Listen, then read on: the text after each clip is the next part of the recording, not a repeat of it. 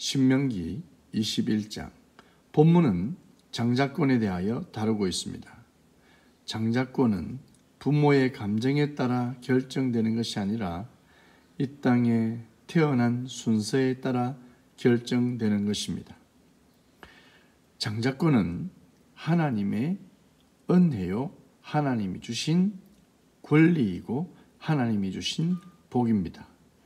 사람이 하나님을 앞설 수 없고 사람의 생각이 하나님의 생각을, 하나님의 뜻을 이길 수 없다라는 것입니다. 일부 다처의 제도가 하나님이 정하신 것은 아니지만 성경 속 배경에서는 자주 등장하는 것이 일부 다처의 모습입니다. 오늘 본문은 한 예를 들면서 두 아내 중 덜 사랑하는 아내의 아들이 장자라고 해도 그 장자권을 지켜주라는 말씀을 하고 있습니다. 가끔 왕의 가문의 이야기를 보면 사랑하는 아내 때문에 권력이 하루아침에 달라지기도 합니다.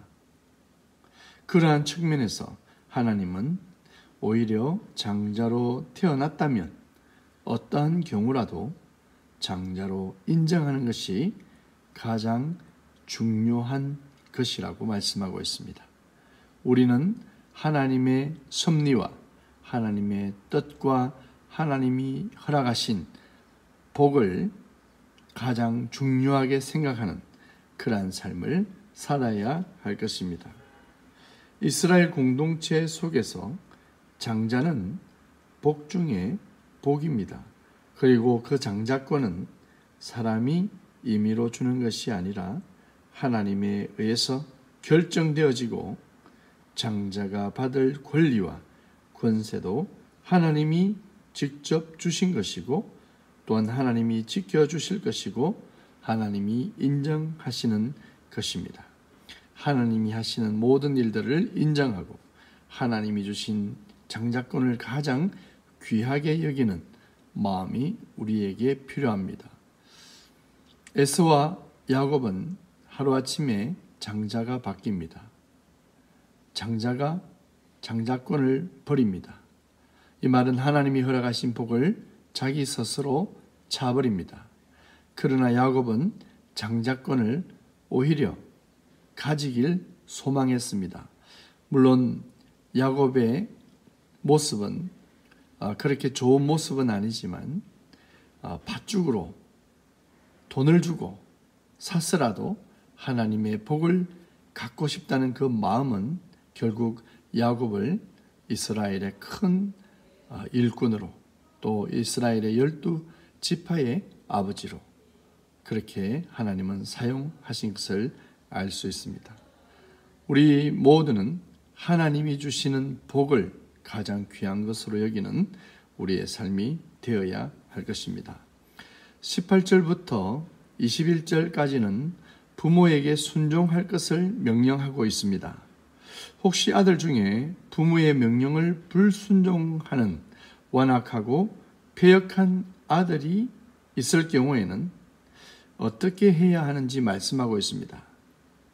그런데 이게 무슨 일입니까? 성경은 완악하고 패역한 아들, 방탕하고 술 취한 아들을 돌로 쳐 죽이라고 가르치고 있습니다.